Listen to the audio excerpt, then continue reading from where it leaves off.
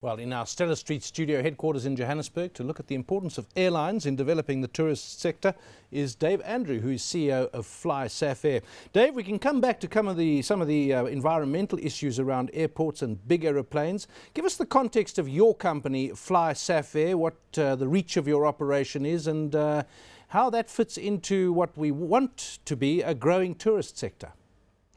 Good morning, Dave. Thanks very much for the opportunity. Well, we launched Flysafair's ticket sales again in July, and we propose to start operating in the middle of October. And we would like to say that we're the first true low-cost airline to be operating in South Africa. Our fares are really low, so we're starting at $4.99 for a Johannesburg to Cape Town or Cape Town Johannesburg sector, and then a $3.99 fare for Cape Town to Port Elizabeth or George. So we think by providing these kind of fares, we hope to stimulate the whole new sort of portion of the travelling public, hopefully people that haven't travelled before. Yeah, of course, and if you're a foreign tourist flying domestically, that price goes down very sharply indeed in terms of the exchange rate.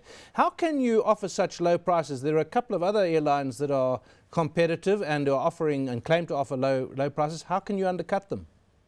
I think it's a combination of effects, really. The one is the efficiency of the operation, so trying to operate as efficiently and as effectively as you can, using your two expensive components, the assets, the aeroplanes and the people as best as you can, which is why we chose to base out of Cape Town, because that gives us the most efficiencies. And then I think just driving and controlling your costs as hard and as best as you possibly can.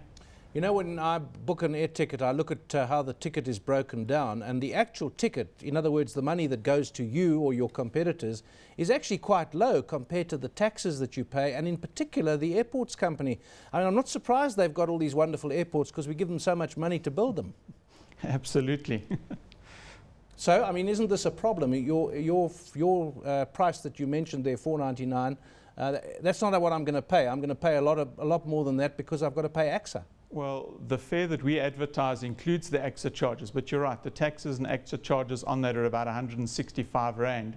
So yes, they do take a fair chunk of the price. So you're saying that that price you quoted is the price that one would pay? That's the selling price, yes, including the taxes and the charges. Let's look at the broader context for this, and I keep thinking that given the country, given the attractions that we have, we know that Cape Town's got a pretty good international brand. I think Johannesburg and Durban are both underrated as destinations, but there are many places in South Africa that are underused as well. Are we marketing the country properly? I mean, you would be the beneficiary if we were. Well, I think there certainly is a lot of activity in marketing the country, and I agree with you. I mean, Cape Town is certainly the jewel of Africa, not just South Africa, so it certainly is one of the top destinations for most of the incoming international tourists. Yeah, are we doing enough now? You're exposed to it. Could we do more? Well, I mean, our focus is really on the domestic market, but I think we can always do more to try and improve that, yes. Let's look at the environmental issues that came up in that little package that we showed beforehand. I'm reminded a little bit of a comment made about the United Kingdom, where they don't have much space. So if you want to build anything, you've got to break something else down, or you've got to take wild, valuable wetlands or something like that. So, I mean, you're not necessarily involved with that particular debate, but it is an issue, isn't it?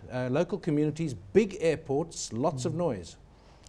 Absolutely, and I mean, if we want to increase the capacity at the airport, they need to do something about the runway. So, yes, it is, but I think the key is how do you find a balance so that you're not negatively or totally negatively impacting the surrounding communities. Yeah, you mentioned Cape Town, George, Port Elizabeth. I think Durban, as I say, always gets a poor press in comparison to Cape Town. You're not flying to Durban? Not at this stage, Dave. Why not? Well, I mean, as I said, we're starting the operation out of Cape Town because of the efficiencies we get, and we'll look at adding some of the other destinations like East London and Durban a bit later as we get settled. Well, good luck to Flysafair with those very low prices that Dave has just mentioned. He is the CEO of Flysafair.